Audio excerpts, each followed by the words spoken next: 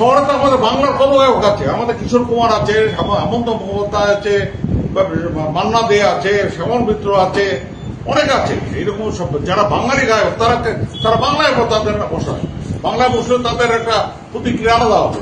জুবিনগড় আসাম তো মাইতে আছে লাখ লাখ মূর্তি ওখানে বসবে। আমি তো জুবিনগড়কে অপমান করছি না, জুবিনগড়ের মূর্তি সম্বন্ধে ভালো দিচ্ছি না। আমি চাচ্ছি জুবিনগড়ের মূর্তিটা, জুবিনগড়ের সঠিক জায়গা হচ্ছে শঙ্করাচার্যের ধামের মধ্যে যদি ওখানে যোগাযোগ করা যায়, প্রতি বছর আসাম থেকে লক্ষ লক্ষ ওই সমাবেশ শঙ্করাচার্য সমাবেশ আসে, তাহলে দেখবে যে কুচবিহার পৌরসভা জুবিনগড়কে একটা সম্মান দিয়েছে। তাহলে আমাদের সম্মানটা বাড়বে বাংলা না কমবে? এটাই আমি বললাম, এটা করলে বাংলার সম্মান বাড়বে। বাংলাদেশ চেয়ারম্যান যেখানে বসা মানে সে আমাদের ভাগারে বসা না প্রশান্তির পাড়ে বসাবে চেয়ারম্যান। শহরে বসে হ্যাঁ, শহর বসা নিয়ে বলতে যাচ্ছে, ওর যোগ্যতা হবে না তো কে চিনবে? কে চেনে জমি?